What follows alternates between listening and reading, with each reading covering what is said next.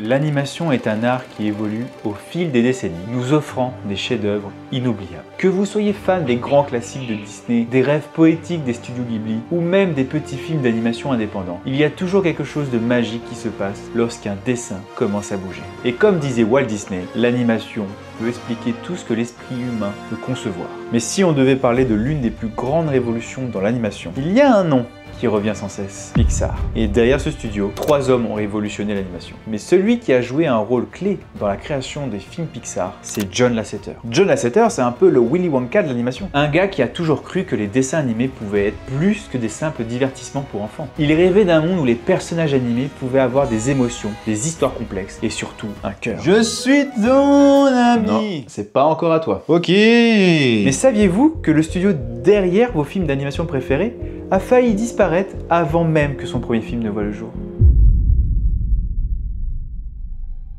Tout commença à l'Institut des Arts de Californie, une école fondée par Walt Disney pour former des talents en animation. John faisait partie de la première promotion du programme de Character Animation et il côtoyait déjà des futurs grands réalisateurs dans l'animation, comme Tim Burton ou Brad Bird. D'ailleurs, petite anecdote, vous avez sûrement remarqué ce fameux A113 qui apparaît presque dans tous les films Pixar. Vous pensiez peut-être que c'était le code secret de la CIA? Eh ben non, c'est le numéro d'une salle de classe de CalArts qui est devenu un hommage pour les animateurs de chez Pixar. Et par ailleurs, une tradition de chasse au trésor pour les fans. Here I come. Pendant ces années à CalArts, John a réalisé 2 courts-métrages d'animation. Le premier, Lady on the Lamp, racontant l'histoire d'une lampe qui, au lieu de se contenter de changer une ampoule, décide de remplacer son ampoule par du gin. On est passé à ça de la mascotte alcoolique. Le second, Nightmare, qui nous replonge dans nos peurs d'enfance, la terreur, de l'obscurité et des ombres étranges. Ces 2 courts-métrages ont remporté le Student Academy Award. C'est comme un Oscar, mais pour les étudiants.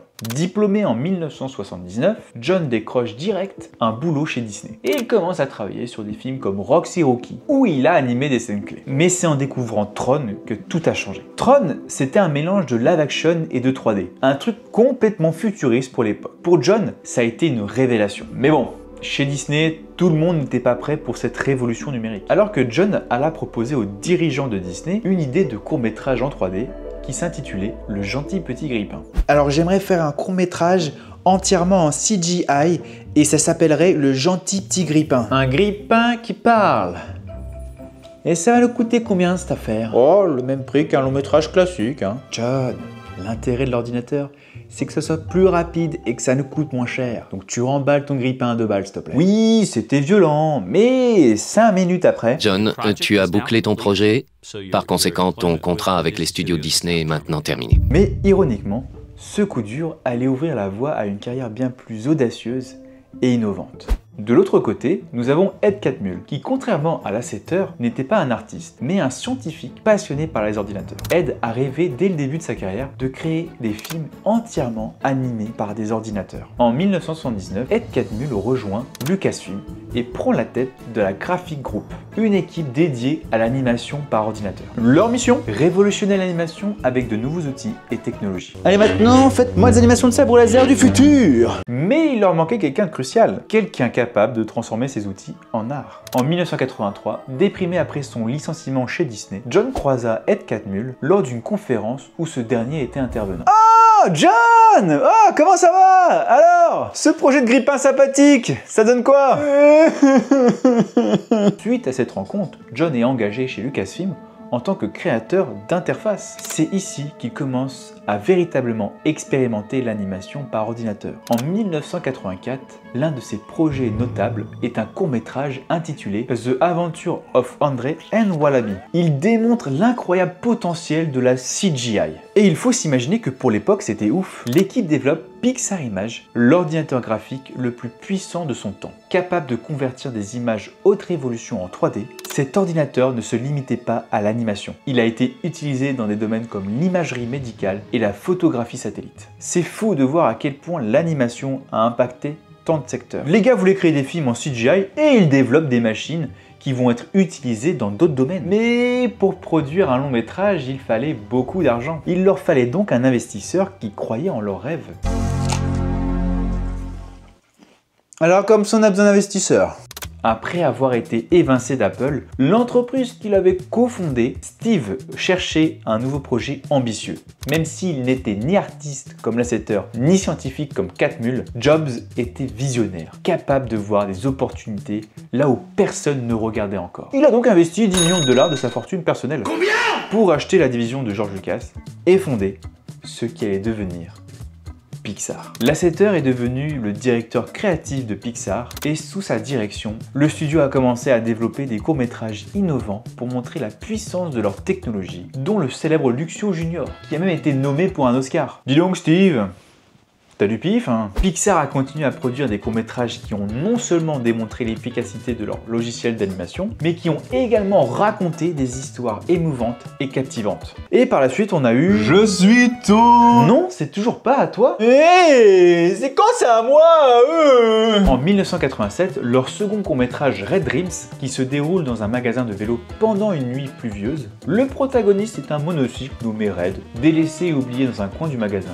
vendu pour un prix soldé. Seul et triste, Red rêve d'une vie où il pourrait être utile et apprécié.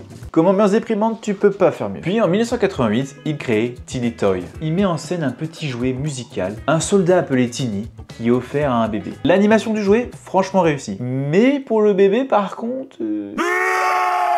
Alors c'était pas encore au point. D'ailleurs, Teeny Toy décroche l'Oscar du meilleur court-métrage d'animation. Et l'année d'après, on a eu Knick Knack, qui raconte l'histoire d'un bonhomme de neige coincé dans une boule à neige qui tente désespérément de s'évader pour rejoindre des souvenirs de vacances amusants et ensoleillés. Pendant ce temps, Pixar réalise aussi des publicités pour des marques comme Tropicana ou Trident. C'est justement à cette période que Pete Docter et Andrew Stanton rejoignent l'équipe chez Pixar. Et encore en parallèle, Pixar collabore avec Disney pour améliorer leurs films en 2D, comme La Belle et la Bête ou Bernard et Bianca, où ils ont inventé un système d'ancrage numérique, le CAPS, qui permet des travelling fluides dans l'animation traditionnelle. Et encore en parallèle, Pixar fabrique aussi leur logiciel RenderMain, utilisé pour créer des effets spéciaux dans l'industrie du cinéma. Vous voyez le dinosaure dans Jurassic Park ?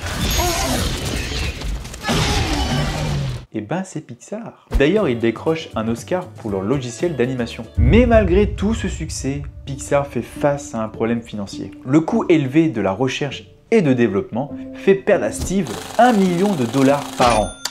Quoi? Les gars, on va se bouger le cul là, parce que j'ai pas envie de revendre des téléphones, hein. Il fallait absolument qu'il trouve une solution pour remonter la pente. Et c'est là que tu rentres enfin en scène.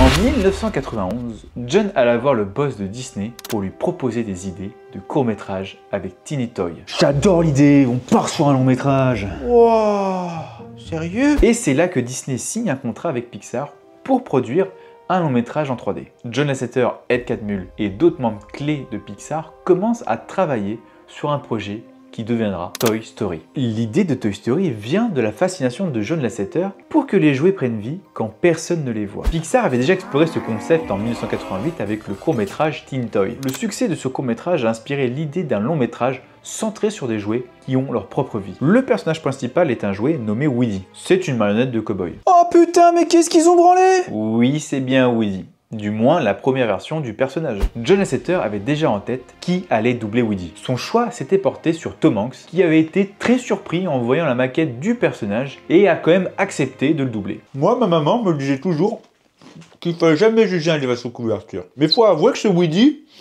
il a été terminé à la puce. Un second personnage principal fait ensuite son apparition, Buzz l'éclair. Un jouet de l'espace convaincu d'être un vrai astronaute. Enfin, un petit astronaute du coup. Le contraste entre Buzz avec sa technologie moderne et Woody, le jouet traditionnel, devient le moteur central du film. Toy Story était un projet extrêmement ambitieux pour l'époque. La technologie de l'animation en 3D était encore en développement et l'équipe de Pixar devait tout inventer au fur et à mesure. L'un des plus gros défis était de trouver un équilibre entre technologie et narration. Chez Pixar, on disait toujours que l'histoire devait passer avant tout. Lasseter et son équipe se sont concentrés sur la création d'une histoire émouvante, pleine d'humour. Et puis le jour de la présentation du storyboard arriva. En 1993, une version préliminaire du film était montrée aux dirigeants de Disney. Les dirigeants de Disney, ils ont détesté. Et c'est devenu une journée horrible, épouvantable.